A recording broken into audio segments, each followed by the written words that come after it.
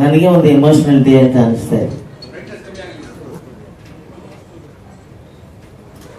ನಾನು ಈ ನಮ್ಮ ಫಿಲ್ಮ್ ಇಂಟರ್ನ್ಯಾಷನಲ್ ಫಿಲ್ಮ್ ಫೆಸ್ಟಿವಲ್ ಶುರುವಾಗಿದೆ. ಆ ಕೆಲಸಗಳಲ್ಲಿ ಬೆಳಿಗ್ಗೆ ಮನೆಗೆ ಬಿಟ್ಟವನು, ಅದಕ್ಕೆ ಈ ಅವತಾರದಲ್ಲಿದ್ದೀನಿ. ಯಾರು ತಪ್ಪು ತಿಳ್ಕೊಬೇಡಿ. ನೀವು ತಪ್ಪು ತಿಳ್ಕೊಂಡ್ರು ಇದಕ್ಕೆ ಮುಂಚೆಯಿಂದ ನಾನು ಹಿಂಗೆ ಇರೋದು, ಆದ್ದರಿಂದ ತೊಂದರೆ ಇಲ್ಲ. ಈ ಅಮೇರಿಕಾದಲ್ಲಿ ಹೋಮ್ಲೆಸ್ ಅಂತಾರೆ, ಇಲ್ಲೇನಂತ ಗೊತ್ತಿಲ್ಲ. ನಾನು ಆಗಿರ್ತೀನಿ ಯಾವಾಗಲೂ. ಅಲ್ಲ, ನನಗೆ ಸ್ವಲ್ಪ ಎಮೋಷನ್ ಆಯಿತು. ಅಲ್ಲ, ತಾಯಿ ಅನ್ನೋ ಪದ ನೀವು ಹಾಕಿದ ತಕ್ಷಣವೇ ಹಾಗೆ. ತಾಯಿಗಿಂತ ಒಂದು ಪ್ರಪಂಚದಲ್ಲಿ ಇನ್ನೊಂದು ಇರೋದಕ್ಕೆ ಸಾಧ್ಯ ಇಲ್ಲ. ಅವಳಿಲ್ಲ ಅಂದರೆ ಇಲ್ಲಿ ಯಾರು ಇರೋಕ್ಕೂ ಸಾಧ್ಯನಾ? ಅದರಿಂದ ತಾಯಿ ಅಂದರೆ ದೇವರಿಗಿಂತ ದೊಡ್ಡವರು ಅಂತ ನನ್ನ ಭಾವನೆ. ಸೊ ಅವರು ಮ್ಯೂಸಿಕ್ ಡೈರೆಕ್ಟರ್, ಒಳ್ಳೆ ಮ್ಯೂಸಿಕ್. ಅವ್ರ ಹೆಸರೇನು ಬಂದಿದ್ದಾರೆ ಅವರು? ಬಾಂಬೆ ಅಲ್ಲ ಅವರು? ಮಯೂರೇಶ್ ಅಂತ ಮ್ಯೂಸಿಕ್ ಡೈರೆಕ್ಟರ್. ಏನು ಬೇಕು ಅದನ್ನು ಹಿಂಗೆ ಬೇಕು ಸರ್ ಅಂತ ನನ್ನ ಕೇಳಿ ಅವರು. ಆ್ಯಕ್ಚುಲಿ ಈ ಎಲ್ಲ ಹೊಗಳಿಕೆ ಮತ್ತು ನಾನು ಆಡೋ ಎಮೋಷನ್ಸ್ ಎಲ್ಲನೂ ಅವ್ರಿಗೆ ಸೇರಬೇಕು. ಮ್ಯೂಸಿಕ್ ಡೈರೆಕ್ಟರ್ಗೆ ಕೆಲವು ಮ್ಯೂಸಿಕ್ ಡೈರೆಕ್ಟರ್ ಹೆಂಗೆ ಅವ್ರಿಗೆ ಏನು ಬೇಕೋ ಅದು ತೊಗೊಳ್ತಾರೆ. ಈಗ ನನ್ನ SP ಬಾಲಸುಬ್ರಹ್ಮಣ್ಯಂ ಹಾಡಬೇಕಾದ್ರೆ ಪ್ಲೀಸ್ ಗೆಟ್ ಔಟ್ ಅನ್ನೋರು ನನ್ನ ಆಚೆ. ನೀನಿದ್ರೆ ನಾನು ಹಾಡೆಲ್ಲ ಹೋಗ್ತೀನಿ ಅಂದ್ಬಿಡೋದು. ಯಾಕೆಂದ್ರೆ ನಾನು ಬಿಡಲ್ಲ, ಇಲ್ಲ ಹಿಂಗೆ ಬೇಕು ಅಂತ ಕೂತ್ಕೊಳ್ತೀನಿ. ಒಂದೊಂದು ದಿವಸಕ್ಕೆ ಕರ್ನಾಟಕಕ್ಕೆ ಬಂದರೆ SP ಅವರು ಅವಾಗ ಒಂದು 12 ಹಾಡು, ಮಿನಿಮಮ್ 12 ಸಾಂಗ್ಸ್, ಒಂದು 4-5 ಮ್ಯೂಸಿಕ್ ಡೈರೆಕ್ಟರ್ದು 2 ಹಾಡು ಆಡ್ಬಿಟ್ಟು ಒಂದು ಸಣ್ಣ ಮೊಟ್ಟೆ ದುಡ್ಡಿಂದ ಹೊತ್ಕೊಂಡು ಹೋಗ್ಬಿಡೋರು. ಅದಕ್ಕೆ ನಾವು ಬಿಡ್ತಾ ಇರಲಿಲ್ಲ. ನಮ್ದು ರೆಕಾರ್ಡಿಂಗ್ ಬಂದರೆ ಅರ್ಧ ದಿವಸ ಅಲ್ಲೇ ಆಗ್ಬಿಡೋದಲ್ಲ. ನೆಕ್ಸ್ಟ್ ಟೈಮ್ ಇಂಚಿ ಬಿಡ್ದು మీరు ಡೇಟ್ ಇವತ್ತು ಅಂದ್ಬಿಡೋರು ಅವ್ರ ಮ್ಯಾನೇಜರ್ಗೆ. ನಂದು ಅದರಲ್ಲೂ ಗಂಡುಗಳಿದೆ ಯಾರು ಇಲ್ಲದ ಮೇಲೆ ಸಾಂಗು ತುಂಬ ಟಫ್ ಸಾಂಗ್ ಅದು. ಎದ್ದೋಗಿ ಆಚೆಗೆ ಆ ಥರ ಕೆಲವು ಮ್ಯೂಸಿಕ್ ಡೈರೆಕ್ಟರ್ಸು ಇದೇ ಬೇಕು ಅಂತ ಹೇಳೋರು. ಅಂತ ಒಂದು ಒಳ್ಳೆ ಇದಕ್ಕೆ ಮುಂಚೆ ಬಂದಿದ್ದು ಕೂಡ ಬಹಳ ಒಳ್ಳೆ ಸಾಂಗ್. ಅದು ಹಾಡಿರೋದು ಯಾರು?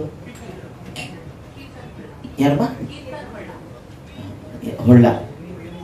ಓಕೆ, ಅವರು ತುಂಬ ಚೆನ್ನಾಗಿ ಹಾಡಿದ್ದಾರೆ. ನಾನು ನಮ್ಮ ಪತ್ರಕರ್ತರಲ್ಲಿ, TV ಮೀಡಿಯಾದವರಲ್ಲಿ ಕೇಳ್ಕೊಳ್ಳೋದು ಒಂದು ಸಣ್ಣ ರಿಕ್ವೆಸ್ಟ್ ಏನಂದರೆ, ದೊಡ್ಡ ಸಿನಿಮಾಗಳಿಗೆ, ದೊಡ್ಡ ಹೀರೋಗಳಿಗೆ ಅಥವಾ ದೊಡ್ಡ ಪ್ರೊಡಕ್ಷನ್ಗೆ ಆಟೋಮೆಟಿಕ್ ಆಗಿ ಪ್ರೋತ್ಸಾಹನೂ ಸಿಗುತ್ತೆ, ಪ್ರಚಾರನೂ ಸಿಗುತ್ತೆ. ಆ ಸಿನಿಮಾ ಥಿಯೇಟ್ರಿಗೆ ಬರೋಕ್ಕೆ ಎಲ್ಲ ಥಿಯೇಟ್ರ್ನವರು ಕಾಯ್ತಿರ್ತಾರೆ, ಡಿಸ್ಟ್ರಿಬ್ಯೂಟ್ರು ಕಾಯ್ತಿರ್ತಾರೆ. ಅವ್ರು ಕೊಟ್ಟರೆ ಸಾಕು ಅಂತೇಳಿ ದುಡ್ಡು ಕೊಟ್ಟು ಸಿನಿಮಾ ತಗೊಳ್ಳೋರು ಇರ್ತಾರೆ. ಆದರೆ ಈ ಥರ ಒಂದು ಕ್ರಿಯೇಟಿವ್ ಜಾಬ್ ಮಾಡಿದಾಗ ಅದನ್ನು ಗುರುತಿಸೋರು ಬಹಳ ಕಡಿಮೆ, ಅದರಲ್ಲೂ ಕನ್ನಡದಲ್ಲಿ ಬಹಳ ಕಡಿಮೆ. ನಿಮ್ಮಲ್ಲಿ ಅದೇ ನಾನು ಕೇಳ್ಕೊಳ್ತೀನಿ, ದೊಡ್ಡವ್ರು ಯಾವತ್ತಿದ್ರು ದೊಡ್ಡವರೇ. ಆದರೆ ಈ ಥರ ಕ್ರಿಯೇಟ್ ಮಾಡಿ ಈ ಸಿನಿಮಾ ನನಗೆ ಹಿಂಗೆ ಬರಬೇಕು, ಈ ಥರ ಲೆವೆಲಲ್ಲಿ ನಮ್ಮ ಸಿನಿಮಾ ಜನ ನೋಡಬೇಕು, ನನ್ನ ಕತೆ ಏನಿದೆ, ನನ್ನ ಸ್ಕ್ರಿಪ್ಟ್ ಏನಿದೆ ಅದನ್ನು ಈ ಥರ ರಿಸೀವ್ ಮಾಡಬೇಕು ಅನ್ನೋ ಆಸೆ ಈ ಥರ ನಿರ್ಮಾಪಕರಿಗಿರುತ್ತೆ, ಈ ಹೀರೋಗಳಿಗಿರುತ್ತೆ. ಅವ್ರಿಗೆ ಅರ್ಜಿ ಇರುತ್ತೆ, ಏನೋ ಮಾಡಬೇಕು ಹಿಂದಿ ರಂಗದಲ್ಲಿ ಅಂತೇಳಿ ಎಲ್ಲ ಬಿಟ್ಟು ಬಂದ್ಬಿಟ್ಟಿರ್ತಾರೆ ಅವರು. ಇಂಥವ್ರಿಗೆ ನಿಮ್ಮ ಪ್ರೋತ್ಸಾಹ ಜಾಸ್ತಿ ಕೊಡಿ. ಇಂಥ ಸಿನಿಮಾಗಳನ್ನ ಜನ ಥಿಯೇಟ್ರಿಗೆ ಬಂದು ನೋಡೋ ಥರ ನಮ್ಮ ಪತ್ರಕರ್ತರು, ನಮ್ಮ TV ಮೀಡಿಯಾದವರು ಅದರಲ್ಲೇನೇ ಸಣ್ಣ ಪುಟ್ಟ ಎಂಥ ತಪ್ಪಿದ್ದು ಕೂಡ ಕ್ಷಮಿಸಿ ಇದನ್ನು ಸ್ವಲ್ಪ ಪ್ರೋತ್ಸಾಹಿಸಿ ಪ್ಲಸ್ ಪಾಯಿಂಟ್ ಅಲ್ಲಿ ಬರೆದು ಇಂಥ ಸಿನಿಮಾಗಳನ್ನ ಹಿಟ್ ಮಾಡಬೇಕು ಅಂತ ಈಗ ಅವರೇ. ನಾನು ಮೊನ್ನೆ ಪ್ರೆಸ್ ಕ್ಲಬ್ ಹೋದಾಗ ಒಂದಷ್ಟು ಬರ್ಕೊಳ್ಳೋದೆ ಮಾತಾಡಬೇಕು ಅಂತ. ಪ್ರೆಸ್ ಕ್ಲಬ್ ಅಲ್ಲಿ ಪ್ರೆಸ್ ಕ್ಲಬಲ್ಲಿ ಅಲ್ಲಿ ಮಾತಾಡೋಕ್ಕಾಗಲಿಲ್ಲ. ಅದು ಏನೇ ಒಂದು ದೇವರಾಗಲಿ, ಒಬ್ಬ ಪೊಲಿಟಿಷಿಯನ್ ಆಗಲಿ, ಒಬ್ಬ ಹೀರೋನೋ ಸಿನಿಮಾದವರಾಗಲಿ, ಅದು ಜನಕ್ಕೆ ತಲುಪಬೇಕು ಅಂದರೆ ಇದು ಒಂದೇ ಮೀಡಿಯಾ ಇರೋದು, ಬೇರೆ ಇಲ್ಲವೇ ಇಲ್ಲ. 4 ಸ್ತಂಭದಲ್ಲಿ ಈ ಒಂದು ಸ್ತಂಭ ಹಿಂಗೆ ಸ್ವಲ್ಪ ಅಲ್ಲಾಡಿಬಿಟ್ರು ಎಲ್ಲ ಅಲ್ಲಾಡಿಬಿಡ್ತೀನಿ, ಏನು ಬೇಕಾದ್ರೆ ಬರೆದು ಬಿಡ್ತಾರೆ ಅವರು. ಆದರೆ ಇಂಥ ಒಂದು ಸಿನಿಮಾಗಳನ್ನ ನೀವು ಪ್ರೋತ್ಸಾಹಿಸಿ ಅಂತ ನಾನು ಕೇಳ್ಕೊತಾ ಇದ್ದೀನಿ. ಏನು ನೋಡಿದವರು ಏನಂತಾರೆ, ನೋಡಿದ್ಮೇಲೆ ನಿಜವಾಗ್ಲೂ ತುಂಬ ಚೆನ್ನಾಗಿದೆ ಅಂತ ಹೇಳ್ತಾರೆ. ನನ್ನ ಈ ಸಿನಿಮಾದಲ್ಲಿ ಹಾಡಿಸಿದ್ದಕ್ಕೆ ನಾನು ಬಿಗಿನಿಂಗ್ ಹಾಡಿದಾಗ ನನಗೆ ಅನಿಸಿರ್ಲಿಲ್ಲ. ಈಗ ನೋಡಿದಾಗ ಒಂದು ಎಮೋಷನ್ ಕನೆಕ್ಟ್ ಆಗುತ್ತೆ.